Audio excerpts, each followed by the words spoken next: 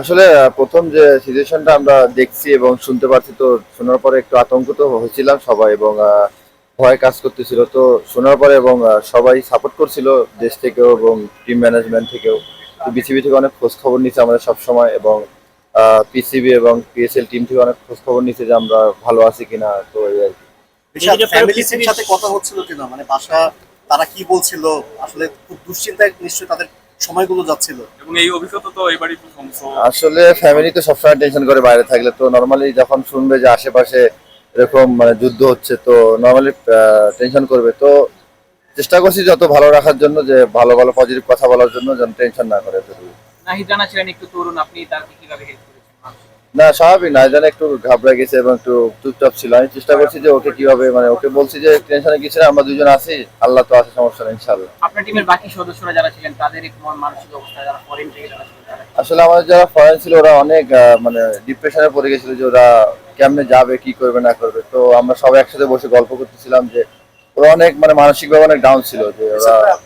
শেষ করে আসার পর শুনেছেন যে ওখানে একটা ঘটনা ঘটেছে, এটা শোনার পর কেমন লাগছে যে আসলে আমরা ফ্লাইট টেক অফ করার 20 মিনিট পরে ওইখানে এয়ারপোর্টে একটা মিসাইল পড়ছে।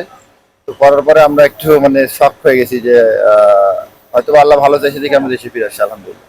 এরপরে তো পাকিস্তানের সিরিজ হোক না হোক, আপনার যদি পরবর্তীতে আবার পাকিস্তান যাওয়ার অপরচুনিটি আসে, মানে সেই ভয়টা কাজ করবে কিনা যাওয়ার ক্ষেত্রে?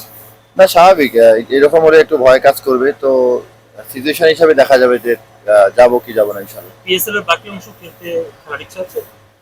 খেলার তো ইচ্ছা সবসময় আছে, শিফট হয়ে যদি দুবাইতে আসে বা যদি ফিরে কন্টিনিউ হয়, তাহলে ইনশাল্লাহ চেষ্টা করবো আবার যাওয়ার। সেক্ষেত্রে কি আপনাদের কোনো, আপনাদের কাছ থেকে বোর্ডের সঙ্গে যদি কথা বলে আপনার বাংলাদেশ ক্রিকেট বোর্ড, যে পাকিস্তানের যে সিরিজটা সেটা পাকিস্তানে না হয় দুবাইয়ে হওয়ার কি কোনো পরামর্শ আপনারা বোর্ডকে দিবেন?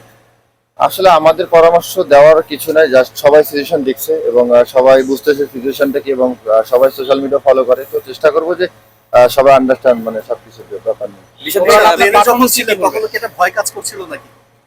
আসলে ভয় ভয় দেখেন, স্বাভাবিকভাবে সবাই একটু আতঙ্কিত হবে, স্বাভাবিক, দেশের বাইরে গেছি। এবং আহ, আমাদের চেয়ে সবচেয়ে ভয় ছিল মানে বাংলাদেশের মানুষ। তো আমরা সবার কাছে কৃতজ্ঞ যে সবাই আমাদের জন্য দোয়া করছে, আমরা ভালো ভালো ফিরে আসতে পারছি, আলহামদুলিল্লাহ। বিশেষত এই ঘটনার আগে আসলে এই পিএসএলটা আপনি প্রথমবারের মতো ফ্র্যাঞ্চাইজি ক্রিকেট খেলতে গেলেন দেশের বাইরে, আসলে অভিজ্ঞতাটা কেমন ছিল প্রথমবারের অভিজ্ঞতাটা?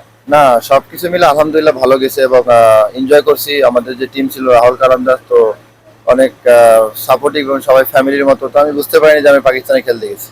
এখন দেশে ফিরে কেমন লাগছে ঋষাদ? দেশে ফিরে ভালো লাগছে, আলহামদুলিল্লাহ। যে দুই সাংবাদিক সাথে ছিল, সেই দুই সাংবাদিকের সঙ্গে যখন কথাবার্তা হয়েছিল, তারা কি ফিল করেছিল যে কতটুকু অভিজ্ঞতা তারা আপনাদের শুনছে? না, আসলে ওই সাংবাদিক দুই ভাই যখন রাওয়ালপিন্ডিতে ছিল, পাশে যখন একটা ড্রোন হামলা হয়েছে, তো ওরা অনেক আতঙ্কিত হয়েছিল।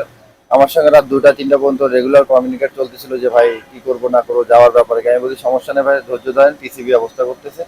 এবং পিসিবি আলহামদুলিল্লাহ 8 ঘন্টা মিটিং করছে। 8 ঘন্টা মিটিং করার পর ডিসিশন নিচ্ছে যে আমাদের বিদেশি প্লেয়ার এবং আহ, দুজন জার্নালিস্ট এবং আমাদের সবাইকে সেফলি দেশে পৌঁছে। এবং এর কাছে পিসিবি এবং বিসিবি দুজনের কমিউনিকেট অনেক ভালো ছিল। আর ধন্যবাদ দেবো বিসিবি এবং পিসিবি কে যে আমাদের সুন্দরভাবে দেশে পৌঁছে, আলহামদুলিল্লাহ।